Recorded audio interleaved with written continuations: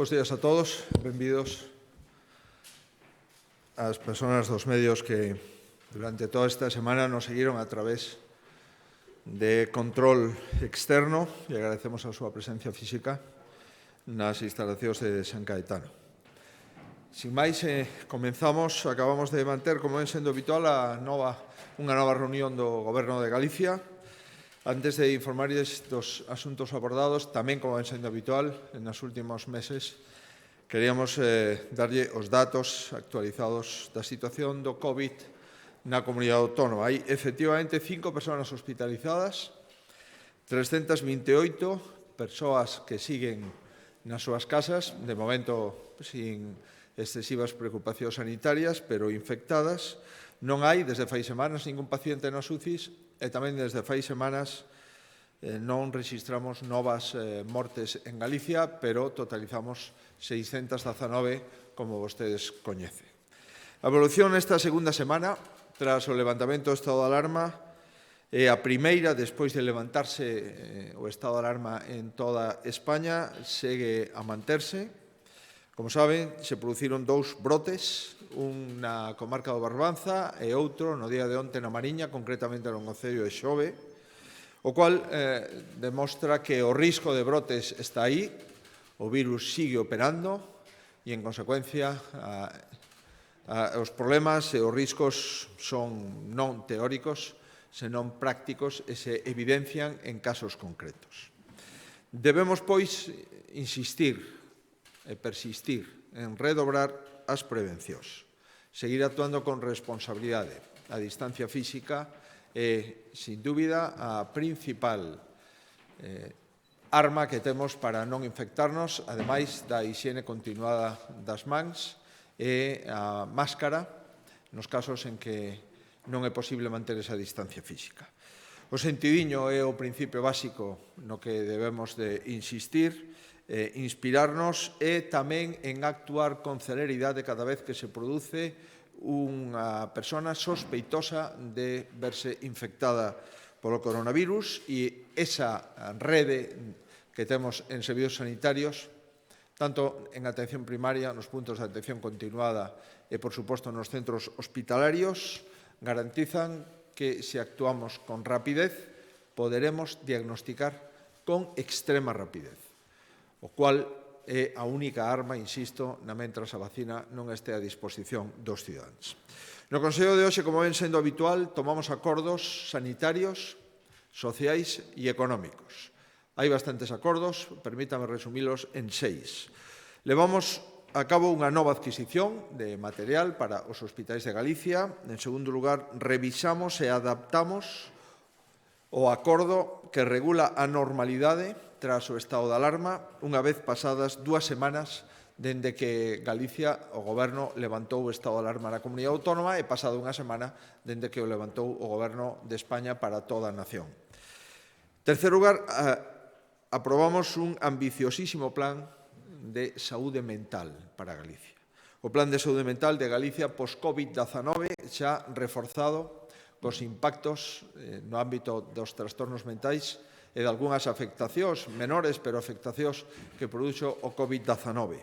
Estamos falando de un plan de saúde mental para Galicia de 83 millóns de euros con 241 novas prazas de psiquiatras, psicólogos, enfermeiras especialistas en saúde mental, orientadores, auxiliares de clínica, etc., 241 incorporacións ao Servicio Galego de Saúde e a creación de novos dispositivos asistenciais no ámbito da saúde mental. É un plan que tíamos traballado dende fai meses e que foi revisado e actualizado despois do COVID e que agora traemos a aprobar e que daremos conta do mesmo. Desde o ámbito social, o Plan de Reactivación Social introduce un terceiro capítulo que se refire á modernización, actualización, mellora e ampliación dos centros sociais, tanto as residencias de terceira idade como centros de menores, centros de discapacidade e tamén escolas infantiles.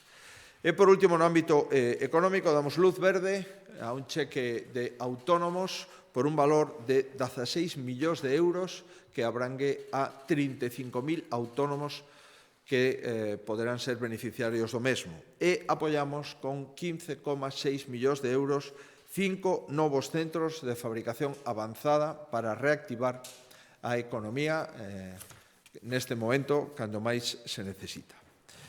Falamos de poñer en marcha industrias de uso aberto compartido, son instalacións para distintos sectores económicos. Esas instalacións teñen a obriga de poñerse a disposición de todas as empresas que traballen nos sectores nos que estos centros se poñen a traballar. Concretamente, estamos a falar de un volumen total de investimento de 17,4 millóns de euros e os centros serían os seguintes. A cidade das TICs, na Coruña, a plataforma logística industrial de Salvaterra As Neves, na Plisán, o Parque Empresarial da Sionlla, no municipio de Santiago de Compostela, unha plataforma en biotecnoloxía, o Concello de Narón, nun centro en materia de soldadura e grandes pezas, e tamén outro en Vilagarcía de Arousa no ámbito das TICs. Estos son os 5 grandes centros de fabricación avanzada que poñemos a disposición dos sectores da economía galega. Sector TIC, sector da logística, sector da biotecnoloxía e tamén sector de maquinaria pesada, pezas auxiliares, etc. Ben, empezamos, pois, se lles parece, a orden do día do Consello con outros temas. Subvencionamos a repoblación de 500.000 metros cuadrados de bancos marisqueiros. Vamos a introducir 18 millóns de unidades de semente en 19 proxectos desenvolvidos coas diferentes confrarías.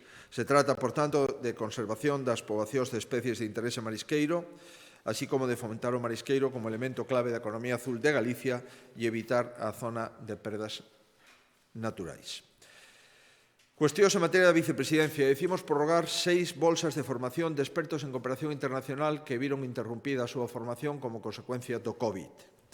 As ampliamos ata setembro do ano 21. Son persoas que están traballando nas oficinas do Goberno de España que temos en Guatemala, República Dominicana, Perú e Mozambique, así como unha en servicios centrais. Segunda decisión en materia da vicepresidencia, subvencións destinadas ao financiamento dos plans de formación de entidades locais por parte da Escola Galega de Administración Pública.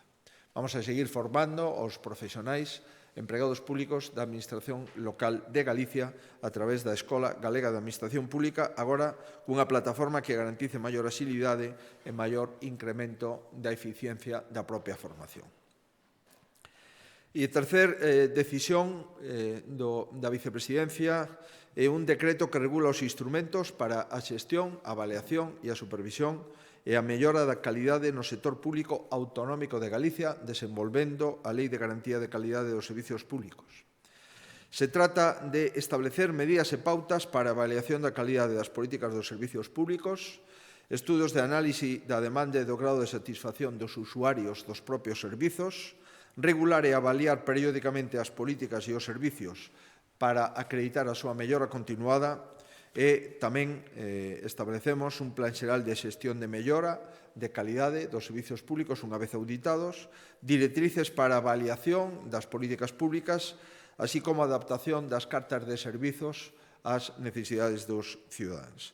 Aprobamos as bases para a realización de estudios de análise da demanda e do grau de satisfacción e creamos un rexistro de estudos de análise da demanda e do grau de satisfacción para as persoas usuarias dos servicios. En definitiva, auditar o funcionamento do mesmo, pulsar a opinión dos cidadáns que utilizan os propios servicios públicos e adoptar e readaptar determinados procedementos e prácticas administrativas para satisfacer a demanda que percibimos nos referidas auditorías e avaliacións. Outro decreto, universalizamos a posibilidade de que calquer cidadán galego poda pagar todos os seus impostos da Administración Autonómica de Galicia por vía telemática. A través dunha tarxeta de crédito ou débito, todos os ingresos xestionados pola Triga poderán ser ingresados a través de vías telemáticas sin ter que desplazarse ás oficinas bancarias. Se prevé que cada desplazamento á oficina bancaria pode ter un custo aproximadamente de 75 euros. Por tanto, ademais de pagar impostos, o que pretendemos é que non sexa necesario facer un pago ou un gasto excesivo no propio pagamento dos referidos impostos. Serán conexións seguras cos servidores web das entidades financeiras para realizar os pagos e ofreceremos esa plena disponibilidade da Axencia Galega de Tributos, a Axencia Tributaria de Galicia, a través das plataformas que actualmente garantizan seguridade e anonimato no pago dos impostos en favor da facenda dos galegos. Sacamos a información pública durante 15 días o Regulamento da Lei de Protección e Benestar dos Animais de Compañía de Galicia. O obxectivo principal é a protección e o benestar dos animais de compañía, clarificar, simplificar, unificar e concretar todos e cada un dos compromisos que teñen que asumir os donos de esos animais de compañía. Pechamos, pois, o marco legal vixente, nos equipararemos os lugares máis avanzados en ámbito europeo nesta materia e por primeira vez integramos un único documento a regulación que se aplica en Galicia aos animais de compañía e aos animais potencialmente perigosos, que ata o momento tiñan dous tipos de regulamentación, agora haberá un. En definitiva, neste regulamento que sae a información pública durante os próximos 15 días se concreta as atencións higiénico-sanitarias que como mínimo deben ser exixidas para obter un certo estándar de bo trato animal, tamén a definición polo miúdo das obrigas dos donos, os requisitos para o transporte dos animais de compañía, os métodos autorizados no seu caso para a eutanasia animal, así como a necesidade de establecer seguros de responsabilidade civil en caso de animais perigosos e tamén o establecemento do número máximo de exemplares que poden estar nun mesmo fogar de acollida. En definitiva, 15 días para facer unha legislación xa co input, coas propostas e as opinións, reflexións e recomendacións da sociedade. Dous acordos en materia de medio rural. Conveniamos co Ministerio de Defensa para reforzar a vigilancia dos montes galegos, incorporando 27 patrullas terrestres e 2 equipos de mantenimento móvil do Exército.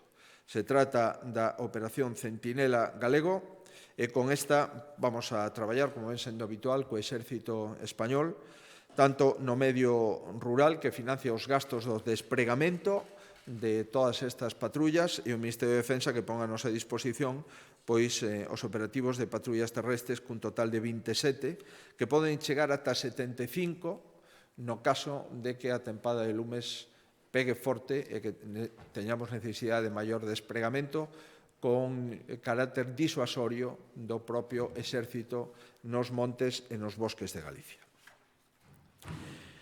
Informe sobre o estado de proxectos de concentración parcelaria próximos ao remate definitivo e sobre aqueles que están pendentes de executar. Ao longo deste ano, a Xunta de Galicia entrega 20.200 títulos de propiedade a 9.200 veciños en 20 procesos de reorganización do territorio. Dende o ano 2009 levamos investidos en materia de reordenar e loitar contra o minifundio galego 109 millóns de euros.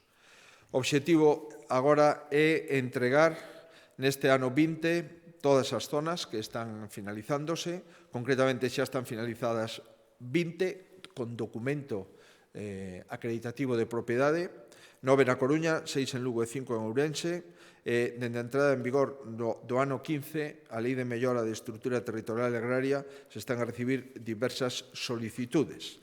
Neste momento, o estado da situación é temos 101 concentracións parcelarias abertas, o 90% están executadas, o grau de execución destas 101 é o 90%, xa se pode utilizar 87 destas 101, por tanto, as persoas, os propietarios están utilizando xa as novas parcelas, o que é necesario agora documentalas mediante escritura pública e isto é o proceso máis complexo, pero das 101, 87 están operativas.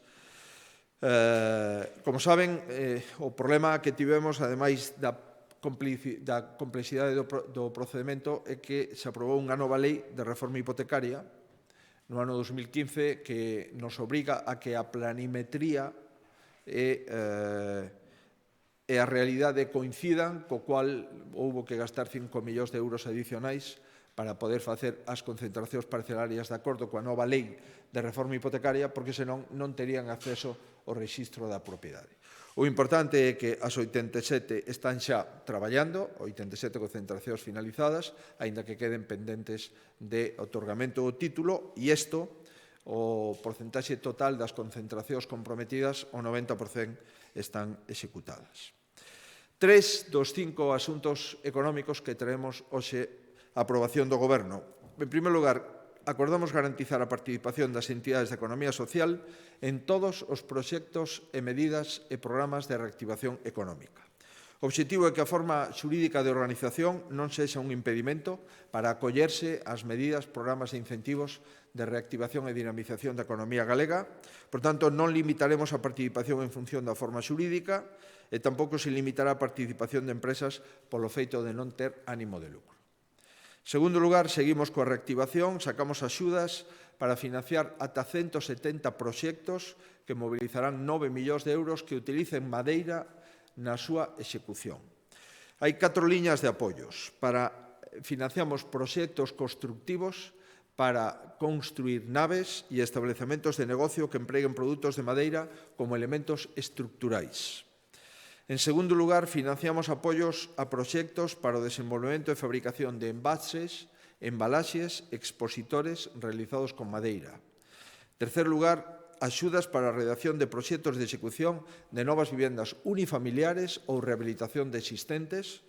E cuarto, financiamos non proxectos, senón obras de reforma e acondicionamento de locais comerciais ou de negocio con produtos da madeira.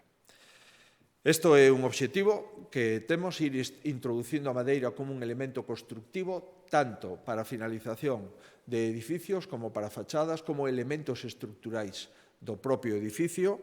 Vamos a beneficiar, pois, a microempresas, a empresas autónomos, a persoas físicas, non só os promotores, tamén os profesionais, arquitectos, enxeneiros, deseñadores, empresas de carpintería.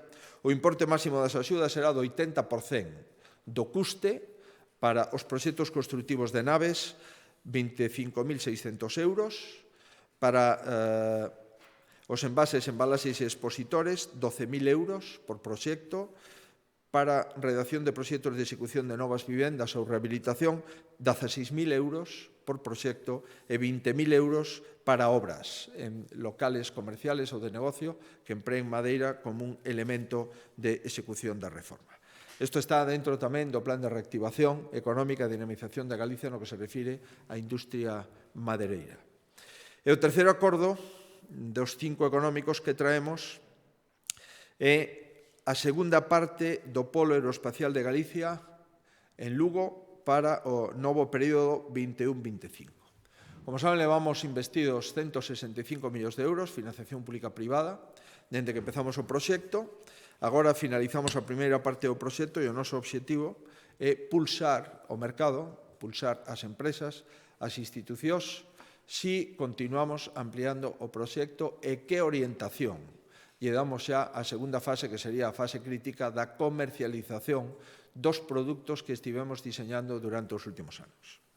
Por tanto, este novo plan, que empezaría 21-25, supón 160 millóns de euros, que nos convertiría, no caso de executalo, na rexión líder europea de vehículos non tripulados. Vamos a proceder, como fixemos na primeira fase, ata o vindeiro 30 de xuño, publicaremos o vindeiro 30 de xuño unha consulta ao mercado. Se trata de coñecer que opinan as empresas, os centros de investigación e as institucións interesadas en colaborar con este proxecto de avións non tripulados. O obxectivo é facer unha consulta de carácter estratégico, seguir definindo o futuro do Polo Aeroespacial de Galicia e se pretende obter información sobre estrategias de desenvolvemento de produtos, de servicios de solución, coñecer propostas específicas, é dicir, cal é a demanda do mercado neste momento, achegar retos do sector privado, que nos demandan o sector privado para poder estar interesados neste produto e identificar as necesidades daquelas empresas cuxa tecnoloxía baseada en drones está en fase de industrialización ou comercialización. Hai novedades en relación con esta consulta ao mercado. Poderán participar tamén empresas que prevén emprego de drones nas súas operacións, servicios de paquetería, transporte de viaxeiros, tamén institucións co obxectivo de crear unha rede de compradores públicos interesados nas tecnoloxías e empresas que se atopen en fase de industrialización de proxectos. A todo agora, este proxecto, o máis importante de España, e creo, pola información que me trasladan, dos máis importantes de rexións europeas, destos 164 millóns de euros público-privados que estuvemos investindo con multinacionais do sector aeronáutico e con fondos europeos, participaron 50 empresas, hai 819 persoas que traballaron no proxecto, en este momento están traballando 454, das cuales 84% son tecnólogos. Por tanto, é un proxecto, sin dúbida, de unha alta calidade no emprego e de unha especificidade e especialidade nos seus traballadores.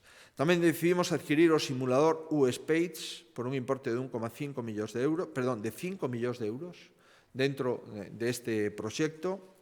Nesta nova fase, que empezaremos a partir do 30 de xuño, pois intentaremos seguir co crecemento económico no sector, convertir a Galicia nunha rexión referente en Europa, atraer empresas líderes que invistan e tamén favorecer a comercialización e a internacionalización destos produtos que estamos convencidos que serán importantes para determinadas labores de inspección, para labores de paquetería e para outras labores de comercio e de comercio por internet nos próximos anos. Dous acordos tamén de carácter económico. Aprobamos o proxecto sectorial do Parque Empresarial de Morás, Concello de Arteixo. Se trata de readaptar o parque ás necesidades das empresas que están plantexando interese pola compra deste solo. É un parque convertido xa en referente para a área metropolitana da Coruña, é unha localización estratégica, dispoñe de solo que ofrecerá todavía posibilidades de ubicarse no mesmo e o obxectivo desta modificación do plan sectorial é adaptar a demanda real ás dimensións de algunhas parcelas. Tiñamos un parque diseñado con as superficies, tuvemos que cambiálo. Como saben, neste parque comprou Estrella Galicia, unha parcela, creo recordar, ao redor de 500.000 metros cuadrados. Probablemente fose a venta máis importante que se fixo en anos. E agora temos que readaptar a superficie que queda, agrupar parcelas, eliminar viarios que antes existían no parque. En definitiva, isto nos permite facer dúas cousas. En primeiro lugar, licitar as obras de conexión exterior do saneamento do parque empresarial, 6 millóns de euros, prazo de execución de 16 meses, que vai a supoñer recoller e transportar as augas residuais dende o polígono de Morás a tarqueta de carga do sifón de Bens. E, en segundo lugar, licitar a obra de urbanización da fase que queda sin vender, a fase B do polígono, por un importe de 11 millóns de euros e un plazo de execución de 12 meses. Sin salir de Arteixo, tomamos a decisión de ampliar a capacidade de acceso ao polígono de Sabón, cun novo investimento de 6 millóns de euros. A Consellería de Infraestructuras inicia nos próximos días a licitación das obras e se inscriben no convenio entre a Xunta de Galicia e o propio Concello de Arteixo. A Xunta lle corresponde financiar e contratar a execución das obras e o Concello de Arteixo lle corresponde poñer a disposición os terreos para a construción e ampliación do vial, así como o mantenimento posterior unha vez executado o chamado vial da Deputación. Pasará a contar con 4 carrís que arrancan dende a glorieta en altura de Sabón e a Avenida da Enerxía. A partir de aí intentaremos disminuir a retención de tráficos que se produce por entrada e saída das grandes compañías que aí traballan e outras medianas e pequenas que se dan cita no polígono de Sabón. Levamos investido moito diñeiro nos accesos a este polígono e queremos con esta obra finalizar un dos polígonos referentes da área metropolitana da Coruña e, sin dúbida, un dos polígonos referentes en Galicia. Sin abandonar o ámbito da mobilidade, sacamos a licitación a nova Estrategia Galega de Mobilidade. As cousas mudaron, probablemente, con máis intensidade das que pensamos, os tráficos non serán os mesmos, as capacidades de mobilidade e, polo tanto, a capacidade das vías de estradas disminuirán, o transporte público en Galicia se incrementará, o tren de alta velocidade e as estacións intermodais modificarán o impacto e a forma de relacionar os cidadáns de Galicia, xa o está modificando o eixo atlántico, E tamén ao teletraballo e as videoconferencias tamén modificarán a necesidade de facer viaxes que tiñamos antes do COVID e que agora disminuirán a través da videoconferencia que soluciona reunións multitudinarias sin sair do lugar ou da oficiña de cada un dos participantes. Pois ben, con todo este contido vamos a facer o primeiro estudo probablemente dentro do marco da Unión Europea de unha nova mobilidade, pois vamos a presentar a Estrategia de Galicia. Vamos a licitar este estudio por 865.000 euros para desenvolver en varias fases. O obxectivo, como digo, é avanzar na mobilidade do futuro, adaptala á mobilidade ao contexto post-COVID, e facer a Estrategia Galega, e tamén dentro da Estrategia Galega, de Cambio Climático e Enerxía 2050. Que vamos a estudiar? Vamos a estudiar a mobilidade de baixas emisións, vamos a estudiar como vai a impactar na mobilidade o novo transporte público de Galicia e a intermodalidade e os desplazamentos non motorizados que esperemos que a población cada vez se apunte a eles con maior intensidade. Buscaremos unha mobilidade máis intelixente, máis segura, unha mobilidade de carácter multimodal, unha cultura cidadá e empresarial de mobilidade sostible e apostaremos con determinación por un sistema de transporte público coordinado e sostible. 3 apuntes. Transporte interurbano de viaxeiros. Implantaremos unha área única de transportes en Galicia. Galicia será un único lugar, unha única superficie, unha única cidade, un único territorio onde planificamos os modos de transporte. Coa extensión de 2 tarxetas, a extensión da tarxeta Transporte Metropolitano de Galicia, TMG, e a tarxeta Xente Nova para menores de 21 anos. A TMG, Transporte Metropolitano de Galicia, supón descontos nas tarifas de transporte público interurbano e a tarxeta Xente Nova supón a gratuidade aos menores de 21 anos para moverse en todos os autobuses interurbanos da comunidade autónoma. Ademais, entramos con esta tarxeta para evitar diñeiro no pago dos autobuses. No que respecta ás estradas, temos que adecuar as estradas en función dos volúmenes de vehículos que preveemos para os próximos anos, e serán estradas con vehículos autónomos, eléctricos, conectados ou de pila de hidróxeno. Serán vehículos, por tanto, distintos aos vehículos de carburación tradicional, aínda que eso se irá acompasado nos próximos anos. Elaboraremos unha planificación de vías adaptadas ás novas modalidades de mobilidade. Por tanto, vamos a facer un novo plan de carreteras distinto aos anteriores. Porque distinta é a situación e porque por primeira vez tenemos un tren de alta velocidade que xunto coas estacións de ferrocarril e autobuses e un plan único de transporte cunha tarxeta de descontos máis a gratuidade dos menores de 21 anos máis os novos vehículos, pensamos que temos a obriga de establecer unha nova estrategia. Se trata de facer un intenso traballo de campo para analizar a situación actual das infraestructuras e como operan coa nova intermodalidade. Vamos a utilizar datos de telefonía móvil, anónimos, por suposto, mediante tecnoloxía Big Data para realizar enquisas orixe-destino para completar a información, datos de usuarios de transporte público, estatísticas ferroviarias, aeroportuarias e impacto de transporte marítimo, e poderemos posteriormente visualizar os resultados orixe-destino entre concellos nun visor web baseado na tecnología GIS, e a partir desa información obtida, faremos unha nova estrategia das infraestructuras viarias na comunidade autónoma. 4 asuntos en materia sanitaria. Acordamos coa Universidade de Santiago Coruña e Vigo a utilización das aulas con obxectivo docente, asistencial e de investigación. Poñemos a disposición os hospitais, os centros de saúde e as aulas para os estudos de ciencias da saúde. 4,7 millóns de euros para o próximo curso, 2020-2021. Se trata do compromiso de pagar as nóminas das prazas vinculadas por parte da comunidade autónoma e tamén o compromiso do alumnado de que podan facer prácticas nos centros sanitarios de Galicia. Seguimos comprando 1,13 millóns de euros. 239 camas de hospitalización que tenemos en reserva ante eventualidades e intensidades de demanda no ámbito dos brotes COVID. 120 camas máis para o Hospital da Coruña e 119 para o Hospital Universitario de Ourense. 11 centrais de monitorización e equipos portátiles digitais de rayos X que vimos a comprar e que temos en depósito estratégico. Tamén compramos uns 250.000 euros de determinado material para a área sanitaria de Ourense, Verín e o Barco de Valdeorras. Tercer acordo. Seguimos preparándonos para a pandemia e seguimos buscando un equilibrio complexo. Seguir reactivando a economía e seguir mantendo seguridade no ámbito da prevención fronte ao virus COVID. Revisamos, por tanto, o que tiñamos feito cando abrimos Galicia e anulamos o estado de alarma.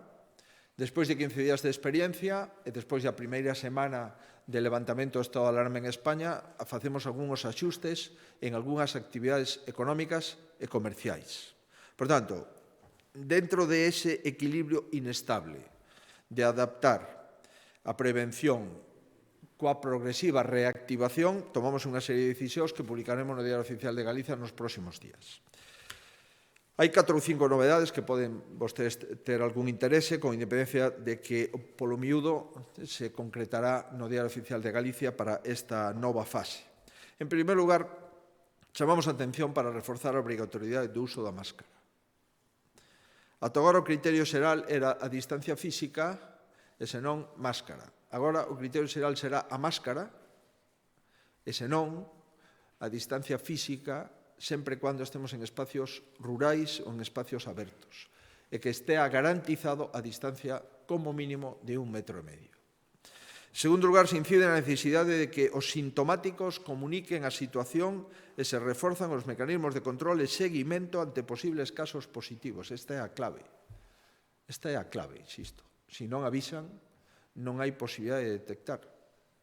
Se non se poñen a disposición os pacientes, chamando o centro de saúde que utilizan con normalidade, ou o teléfono 881-0020-21 para todos os que nos visitan, non poderemos activar o protocolo de brotes e non poderemos activar os servizos sanitarios.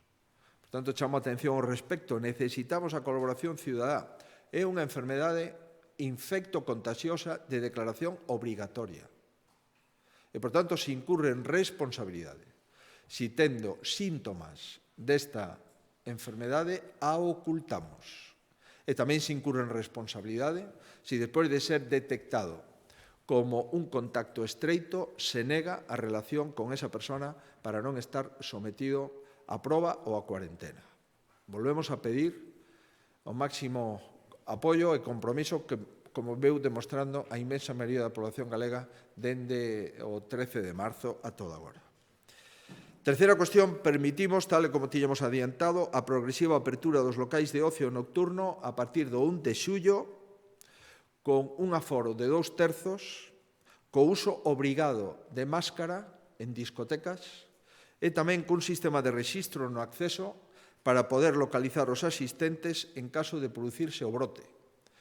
E é que os titulares de esas salas de ocio teñen a obriga de pedirlle o teléfono a cada unha das persoas que entren nese lugar de ocio nocturno, para, no seu caso, chamalos obxeto de concretar os contactos estreitos no caso de dar positivo nunha discoteca unha persona que estivera nese local no mesmo día que o resto das persoas que estiveron no local. Insisto, sabemos perfectamente que as discotecas, si cumplen o protocolo, son bastantes máis seguras que as sorprendentes festas que se están celebrando en algúns concellos, os chamados botellóns nocturnos, que non solamente están prohibidos, senón que este momento é un disparate que se fagan botellóns nocturnos en parques, en calles ou en prazas na comunidade autónoma. Si sempre estuveron prohibidos, neste momento, insisto, é un atentado contra a saúde pública. E pedimos, pois, a colaboración de todas as administracións públicas para impedilo. Agora que se abre este tipo de locales de ocio nocturno, lle pedimos aos titulares dos mesmos que sigan o protocolo conforme o que acabamos de referir. A máscara é obrigatoria. É obrigatorio pedirlle o número de teléfono ás persoas que entran nos locales. E tamén é obrigatorio non pasarse de 2/3 do aforo. É unha relación de confianza entre os profesionais de estos locales e a Xunta de Galicia. No caso de que se produzcan rebrotes, esta normativa quedaría anulada, total ou parcialmente. Vamos a ver se somos capaces, insisto, de compaxinar o ocio coa saúde pública. Estamos convencidos de que, se hai interese, hai normas axeitadas para compatibilizalo. E, por último, aumentamos os aforos nas praias, nos parques infantiles, nas verbenas, pasando de 4 metros cuadrados por persona a 3 metros cuadrados por persoa.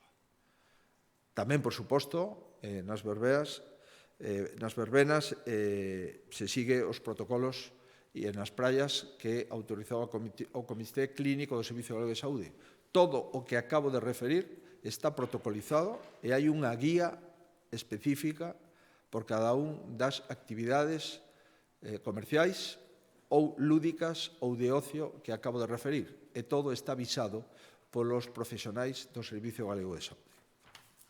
Insisto en que estamos xogando con temas moi importantes. É certo que non podemos estar nunha burbulla durante meses, semestres e anos, pero nos estamos xogando moitas cousas nas decisións que estamos adoptando. Galicia sigue sendo entre a primeira e a segunda comunidade autónoma con menos casos por 100.000 habitantes nos últimos 7 ou nos últimos 14 días. Seguimos moi por debaixo da media de España. A media de España nos últimos 14 días está en 7,93 e Galicia en 0,89. En nos últimos 14 días a media de España está en 3,7 e Galicia en 0,5. Pero, insisto, xa temos 2 brotes e, lamentablemente, haberá máis. E, por conseguinte, espero e desexo que o que estamos facendo o fagamos co sentidiño que caracteriza os cidadáns de Galicia. Volvo a reiterar que é imprescindible a responsabilidade da cidadanía. E volvo a reiterar con pesar que algunhas imaxes que vimos estes últimos días nos encheron de tristura por non entender como é posible que se produzan algunhas aglomeracións en algunhas cidades de Galicia e que se producen sin ningún tipo de control e sin ningún tipo de protección. E, por tanto, lle pedimos a todas as administracións, a Policía Local e as forzas e corpos de seguridade do Estado, que estamos nunha situación de pandemia cunha enfermedade infectocontagiosa de declaración obrigatoria e, do mesmo xeito que durante o estado de alarma se era implacable con calquera persona que rompía o confinamento, agora pido que tamén se sexa implacable con calquera persona que estea actuando en contra dos protocolos mínimos de saúde pública que aprobamos. Respeten os aforos, respeten as distancias, porque os brotes se producen. Se producen en Galicia, de momento, con menor intensidade, se producen no conxunto da nación e se producen en moitísimos países moi avanzados, con economías moi sólidas, tanto da Unión Europea como de outros lugares no mundo. Cuarto asunto e último en materia de sanidade. Plan de saúde mental de Galicia post-Covid e investimento 83 millóns de euros e 241 prazas sanitarias novas e dotadas financeiramente. Incrementar o número de profesionais de dispositivos asistenciais. Desenvolver programas para a recuperación das persoas con trastorno mental e fomentar a investigación nestas patoloxías. Concretan os 98 proxectos que dan contido o Plan de Saúde Mental de Galicia que hoxe aprobamos. Vamos a traballar en atención ao trauma, ao do e á depresión que vivimos con maior intensidade despois do COVID. Tamén atención aos maiores e persoas ingresadas en centros sociosanitarios, a impulsar a teleasistencia como ferramenta de apoio ás consultas presenciais, cando os facultativos así o consideren, a favorecer o apoio aos profesionais sanitarios en primeira liña fronte ao COVID e a promover o fortalecemento dos programas de prevención do suicidio. Son 241 novas prazas, 54 novas prazas de psiquiatría, 45 novas plazas de psicólogos clínicos, 66 novas plazas de enfermería especialista en saúde mental, 5 novas prazas de terapeutas ocupacionais, 42 novas prazas de auxiliares de enfermería e 29 novas prazas de traballadores sociais. Isto conleva, ademais destas novas prazas, lóxicamente, creación de novos dispositivos asistenciais en centros de especialidades, en centros hospitalarios e de atención primaria. Moi brevemente.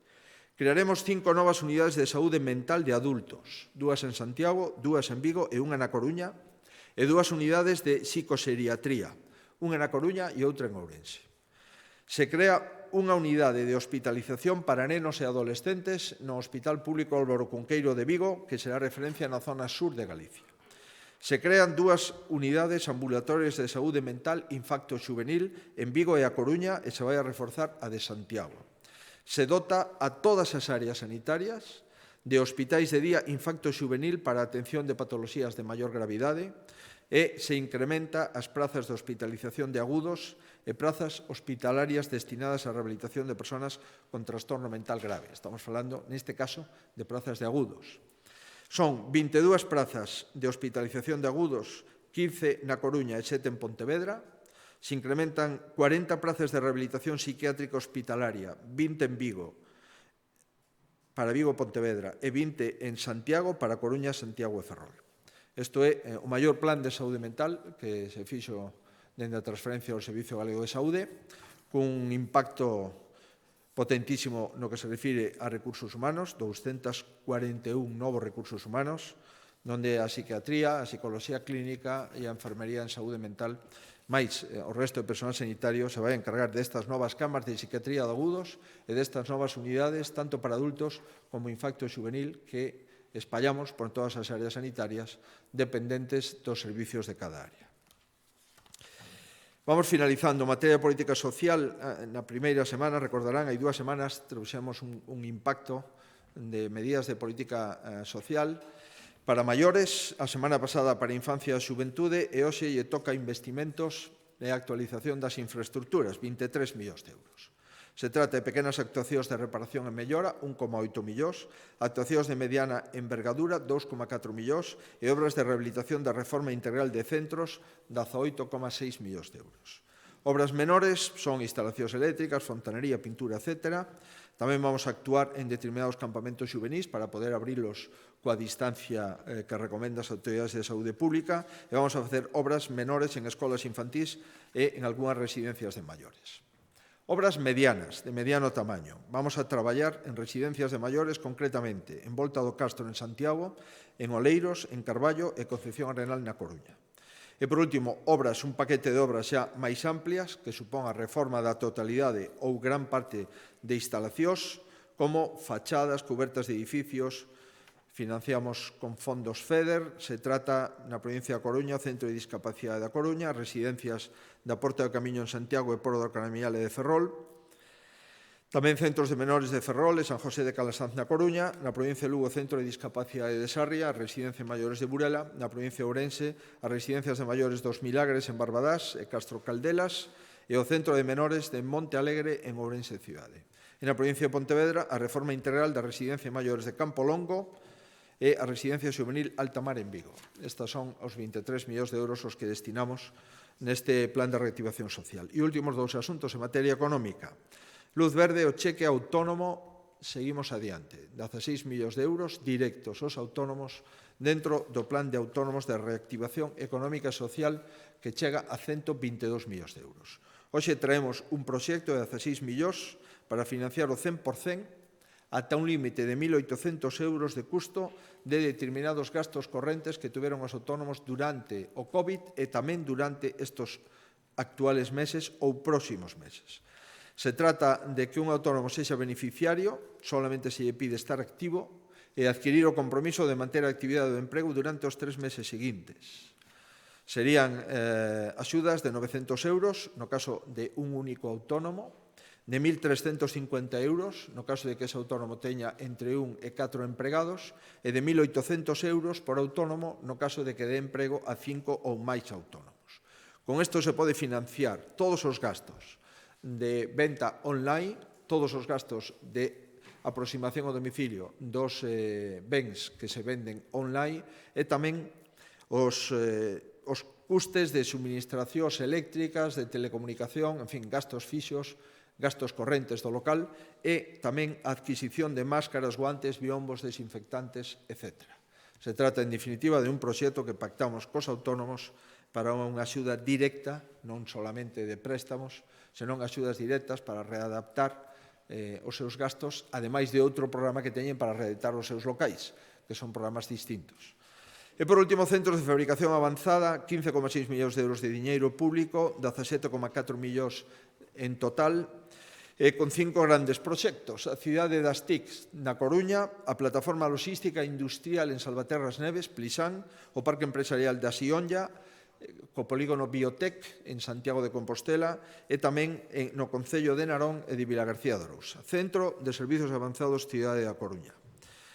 Ofrecerá ás empresas galegas un único punto de contacto no que demostrar, facer prototipos e lanzar proxectos do sector. O obxectivo é servir de enlace entre clientes e proveedores de solucións das tecnoloxías de información e a comunicación.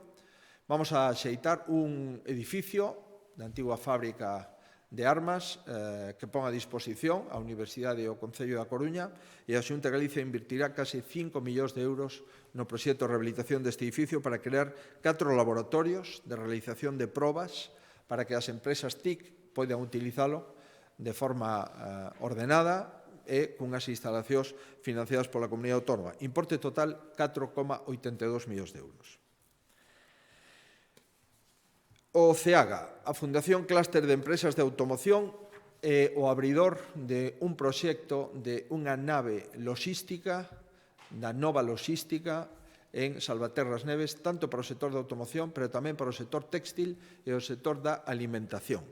Se trata de crear un centro de innovación logística aberto para realizar labores de formación, de demostración e experimentación sobre operacións reais. En definitiva, un centro pegado a Portugal, un centro que ten saída hacia a Meseta a través de Porriño a Ourense, un centro que está pegado ao Porto de Vigo e un centro que está pegado á autopista do Mar de Vigo. Por tanto, esa é a ubicación nun polígono industrial público, onde a zona franca chegará o terreo e a construción da nave, mentras que o Goberno galego financiará con 4,3 millóns de euros o equipamento de esa nave logística demostrador, que será, esperemos, un embrión das novas logísticas alimenticias ou alimentarias tamén do sector do automóbil, que é un sector logístico por excelencia, e sector téxtil. Sionlla Biotech é unha antiga reivindicación de Santiago, dos empresarios, da Universidade, do Concello, promoverá empresas biotecnolóxicas e institucións de servicios como o uso de 22 laboratorios modulares para actividades de I+D+I, equipamento compartido e instalacións de uso común. A Xunta de Galicia financia 4 millóns de euros este centro e o Concello de Santiago pon a disposición a parcela. Grupo INTAF é o promotor do Centro Galego de Tratamento Térmicos de Aceiro, que está no municipio de Narón. Vai a prestar servicio ao procesamento de material grazas a tecnoloxías que non están disponibles en este momento nin en Galicia nin en España, permitindo tratar pezas de dimensións superiores ás que se poden manexar nas instalacións operativas na actualidade. A Xunta financia o custe dese centro 2 millóns de euros. E, por último, tamén promovido polo Clúster TIC Galicia, o Centro de Servicios Avanzados Galicia Turistic, se creará un espazo de innovación e tecnoloxía como laboratorio de inteligencia artificial nun área de demostración e nun área de formación no ámbito de Vilagarcía de Arousa, de acordo con este clúster TIC, que tamén é o abridor, lóxicamente, da cidade das TIC na Coruña. Por tanto, estes 5 centros son, en definitiva, os compromisos que tiñamos coa cidade da Coruña, coa cidade de Santiago, coa plataforma da Plisán, con Vilagarcía e con Narón. 3 das infraestructuras que acabo de referir, o Centro de Servicios Avanzados da cidade das TIC, o Centro Logístico da Automoción e a Sionlla Biotech se integran nun dos 2 hubs que temos en innovación digital. Por tanto, todo isto é unha peza que agrupa clústers, os clústers que agrupan empresas e que fan centros demostradores para que as empresas e os clústers os podan utilizar sin necesidade de facer investimentos individuais que non serían rentables e con posibilidade de probar aí os seus proxectos, as súas patentes e os seus novos propostas de comercialización. Son os primeiros 5 centros de fabricación avanzada que permitirán, esperemos, modernizar os produtos das PEMES Galicia e tamén aforrar, sobre todo nos custes logísticos, que supoñen en algunhas empresas un coste superior ao coste persoal. Sobre todo en Galicia, insisto, que temos que traer as pezas e despois sacar os produtos que construímos e fabricamos. Por tanto, o córner sempre ten dificultades para acceder e por eso temos que facer fincapé nos proxectos logísticos. Mais nada, isto é todo.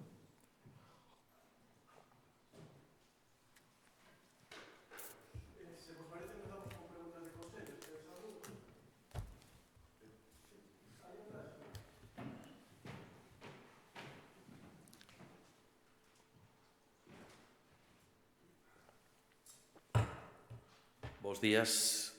Por aclarar o tema que modifica o coido que a prioridade do uso de máscara sobre o afastamento, que vai supor ese incumprimento, si se vai tentar aplicar, porque vemos que o uso de máscaras é relativo, sobre todo nas rúas, máis que nada porque coido que a xente prioriza o afastamento polo uso de máscaras. E isto lle dá a volta e como se pretende aplicar e o porqué desta modificación por parte da Xunta. Grazas. Vamos a ver, o que tentamos chamar a atención é que a máscara non é algo secundario, algo sin importancia, senón que na formulación da norma que sairamos no DOGA queremos poñer en valor a utilización da máscara.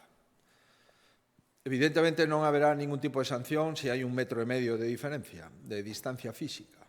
Pero sí queremos poñer en valor a formulación da obriga, poñendo de entrada a máscara para ser utilizada, salvo nos casos en que, estando en espazos urbanos abertos ou en espazos rurais, pois non sexa necesaria porque a distancia física está asegurada.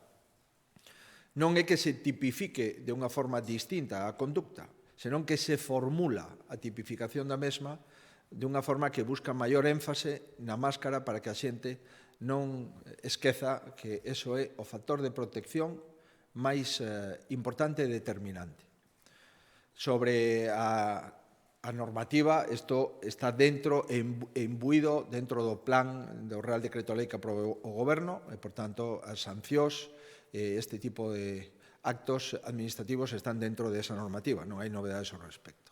Pero sí queríamos, o Comité Clínico nos aconsella formular esta proposta de distinto xeito. Máscara, de entrada sí, salvo distancia física garantida de máis de 1,5 metros, no que non sería necesaria. É unha formulación con maior énfase no uso da máscara, non é unha modificación normativa ou punitiva donde nin teríamos capacidade para facelo e estaríamos fora do amparo legal do Real Decreto Lei aprobado polo Goberno.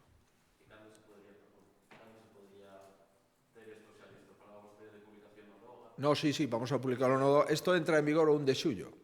Por tanto, vamos a publicarlo no DOGA, pues esperemos que antes do 1 de xullo, sin dúbida. Non sei se podemos facelo sábado ou podemos facelo luns, pero isto entra en vigor o 1 de xullo.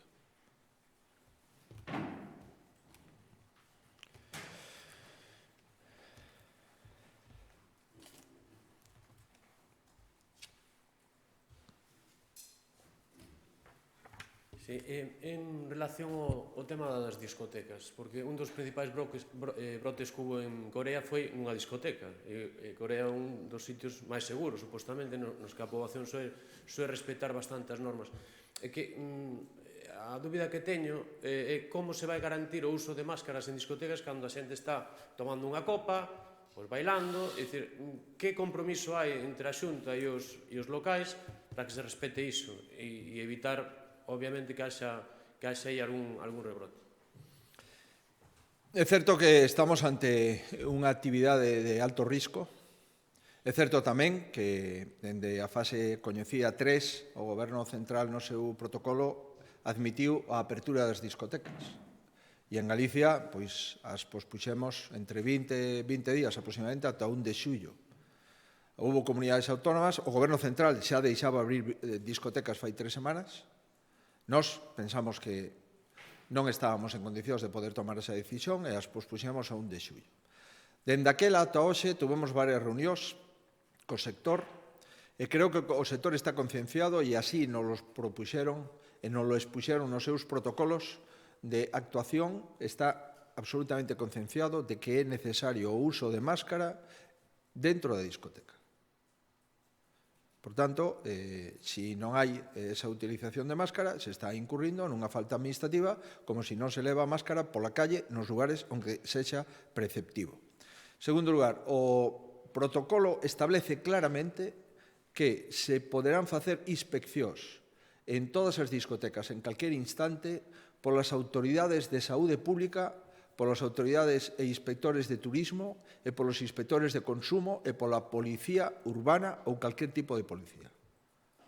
E os empresarios, os titulares dos locais, teñen que facilitar o acceso a calquer axente, autoridade pública ou inspector en calquer momento para comprobar que eso se está producindo.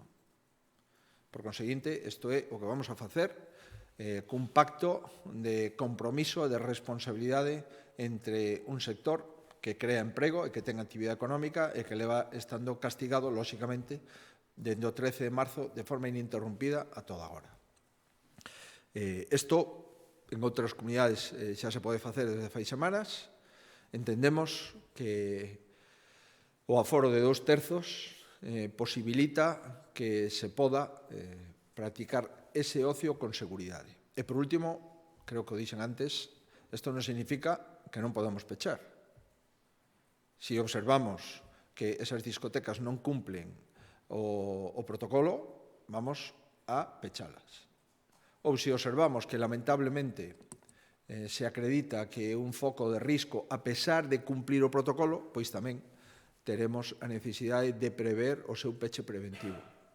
Sabemos perfectamente que o que estamos facendo é algo complexo, de alto risco, pero tamén sabemos que estos establecementos teñen protocolos serios que se os cumplen, o Comité Clínico do Servicio Galego de Saúde dá o nil OSTAP, é dicir, o visto prace para a súa apertura, pero va a ter unha vigilancia especial. O digo, non quero ocultalo. Por lo tanto, se algunha persona quere ir a tomar unha copa sin máscara, eu lle propoño que non vaya.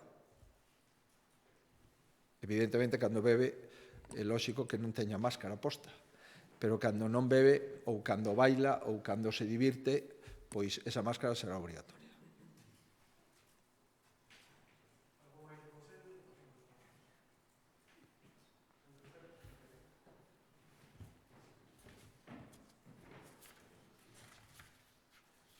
Presidente, eu quería preguntarlle se ten definido xa cal vai ser o replantexamento do bono de 250 euros, o bono turístico para os sanitarios que dixeron que iban a replantexar. E, por outra banda, quería unha valoración sobre unhas declaracións, unha entrevista do ministro Ábalos, que asegura que se por vostede fora, pois nin habería confinamento nin estado de alarma.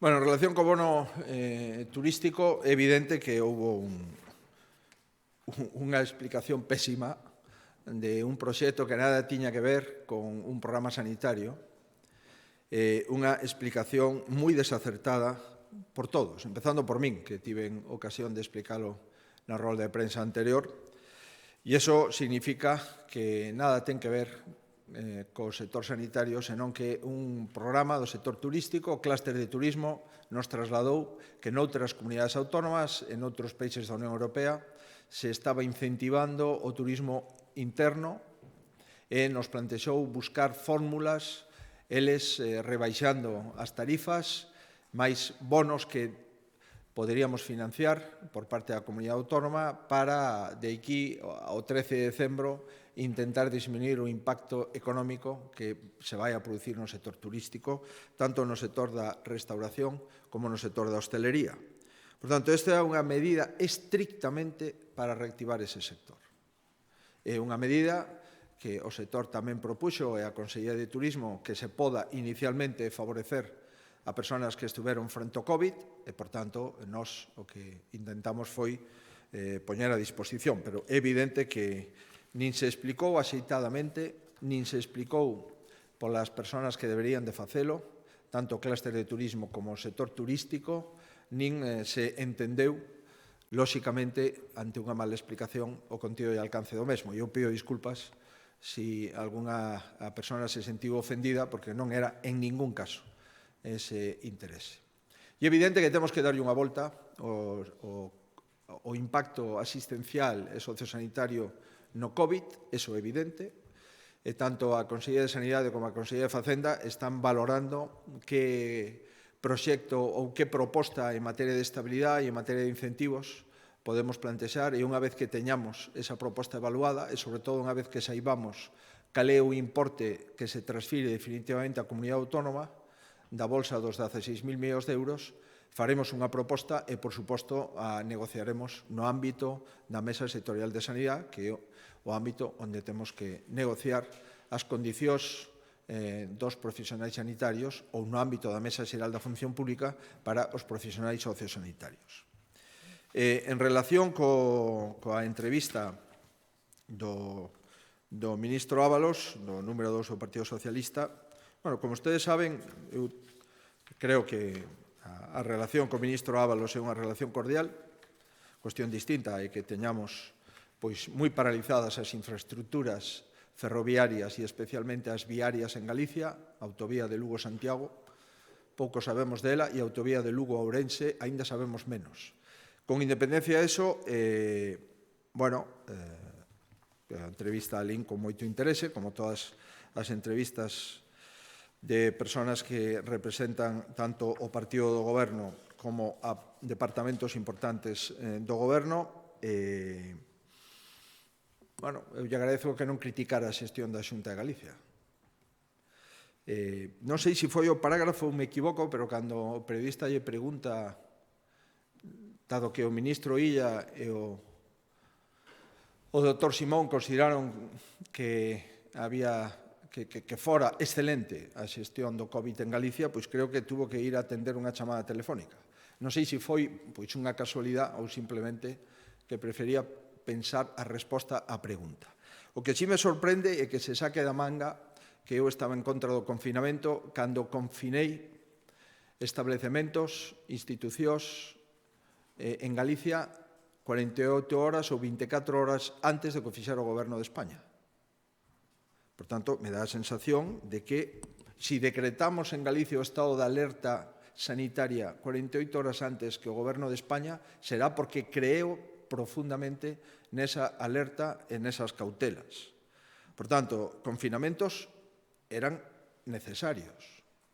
Estados de alarma durante as primeiras semanas eran fundamentais, pero un estado de alarma continuada, indefinida e indeterminada, estou convencido que é unha decisión exorbitante por parte do goberno no que forma parte o señor Ábalos.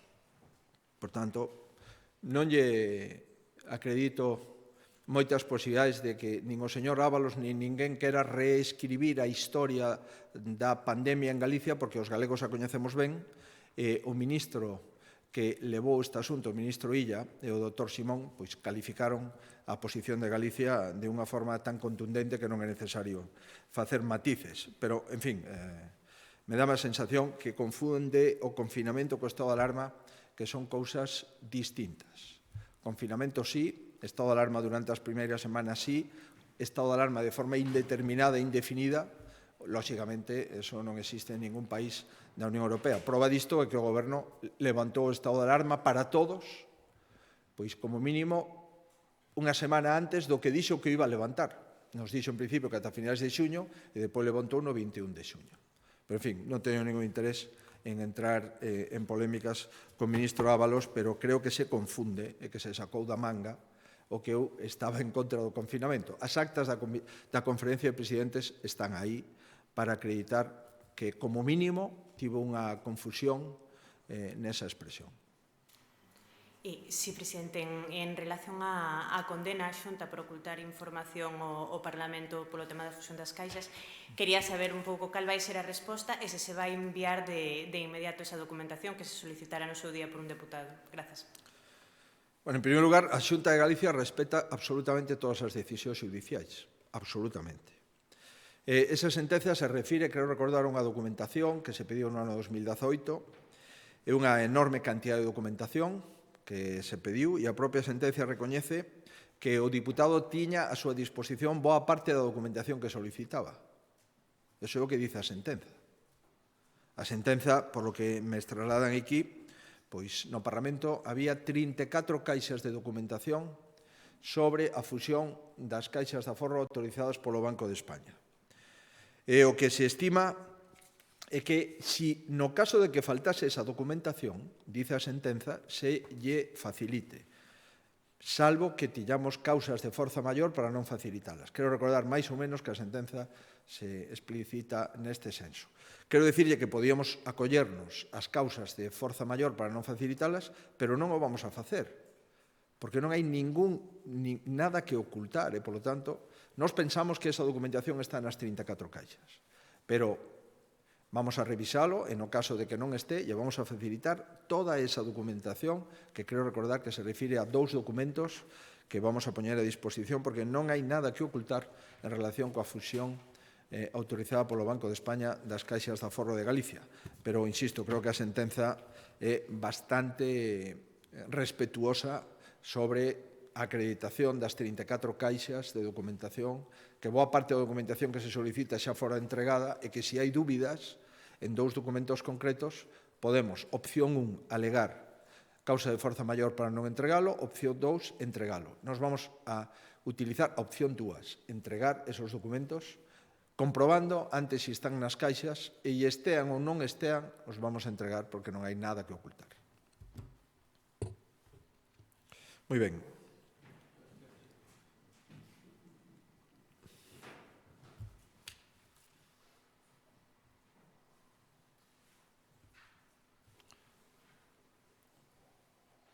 Sí, volvendo un poquinho co de Ábalos, porque, bueno, hai críticas con respecto a que Galicia fora a primeira en levantar completamente a chegada á normalidade, que pudo facer que a xente pense que había unha normalidade que non era certa, e por iso temos agora 2 brotes en Galicia.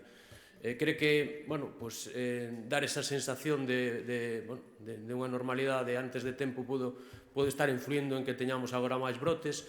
E unha segunda razón, unha segunda pregunta é os interinos das administracións galegas, principalmente a Xunta, acaban de organizarse nunha plataforma e pídenlle especialmente a Xunta que acaben coa súa situación e que convoquen prazas para facer os fixos, porque se están incluindo incluso en sentenzas da Unión Europea que di que hai certa ilegalidade, e lembran que cando vostede era interino nesta casa tamén o pedía nun sindicato.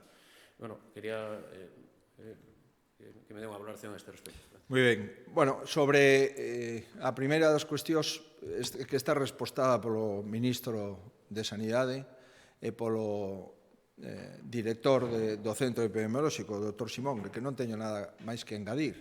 Se eles dixeron que a xestión da pandemia da Xunta de Galicia fora excelente e que entendía que Galicia levantase unha semana antes o estado de alarma, non teño máis que engadir.